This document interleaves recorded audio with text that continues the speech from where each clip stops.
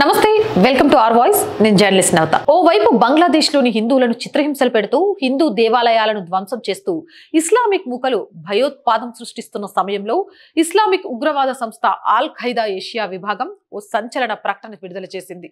మొత్తం 12 పేజీల ఈ ప్రకటన దాని నాయకుడు ఒసామా మహమ్మద్ పేరుతో విడుదలైంది. బంగ్లాదేశ్లో షేక్ హసీనా ప్రభుత్వాన్ని కూలదోసినందుకు ప్రజలను అభినందించారు. ఇస్లామిస్టులకు జిహాదీలకు ఇదో పెద్ద విజయంగా అందులో అభివర్ణించారు.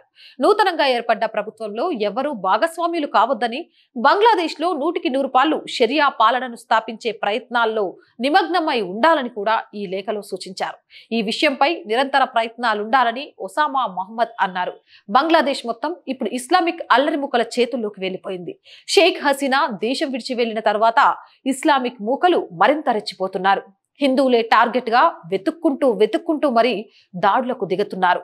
ఆయుధాలతో కూడా వీధుల్లో తిరుగుతున్నారు. ఇవన్నీ ఓవైపు కాగా మరోవైపు ఇస్లామిక్ ఛాందసవాద సంస్థ అయిన జమాతే ఇస్లామీ తన కార్యాలయాన్ని 13 సంవత్సరాల తర్వాత తిరిగి బంగ్లాదేశ్లోని మోగ్ బజారో బోరో బజార్లో ప్రారంభించింది. నిజానికి షేక్ హసీనా ఈ సంస్థను నిషేధించింది. ఇప్పుడు ఆమె దేశంలో లేకపోవడంతో మళ్ళీ ఈ ఛాందసవాద సంస్థ తన కార్యకలాపాలను ప్రారంభించిందంటే పరిస్థితి అక్కడ ఎలా ఉందో ఊహించుకోవచ్చు. అలాగే పార్టీ మాజీ అధ్యక్షుడు మొతుయూర్ రెహమాన్ నిజామీ, మాజీ ప్రధాన కార్యదర్శి అలీ అహ్సన్ మహ్మద్ ముజహిద్ యుద్ధ నేరాల ఆరోపణలపై ప్రభుత్వం అరెస్టు చేసిన విషయం తెలిసిందే. ఆ సమయంలోనే ఈ కార్యాలయాన్ని మూసేశారు కూడా.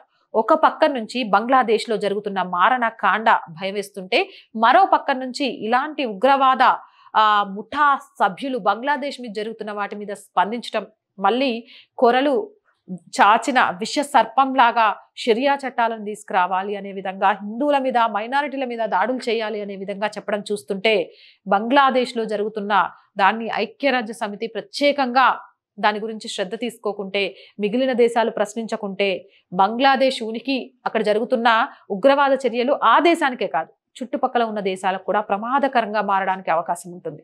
మీరేమంటారు? కామెంట్ సెక్షన్లో పెట్టేయండి. మోర్ వీడియోస్ కోసం మన ఛానల్ని వెంటనే సబ్స్క్రైబ్ చేయండి. ఈ వీడియో నచ్చితే లైక్ చేయండి, షేర్ చేయండి, సపోర్ట్ చేయండి. అండ్ 15వ తారీఖు అంటే రేపు సాయంత్రం 4:30 మన ఆర్ వాయిస్ వేదికగా బంగ్లాదేశ్లో జరుగుతున్న మారణకాండకు సంబంధించి ప్రపంచంలో ఎక్కడ ఏది జరిగినా కూడా బలవ్వాల్సింది హిందువులు, మహిళలేనా, ఈ అంశంపై ప్రత్యేక రౌండ్ టేబుల్ని సీనియర్ జర్నలిస్టులు అలాగే జాతీయవాదులు, మేధావులతో కలిపి నిర్వహించడం జరుగుతోంది.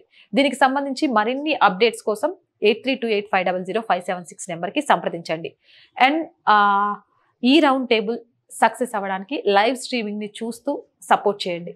అలాగే 1 lakh సబ్స్క్రైబర్స్కి మన ఛానల్ రీచ్ అవ్వడానికి కారణమైన మీ అందరికీ మనస్ఫూర్తిగా ధన్యవాదాలు.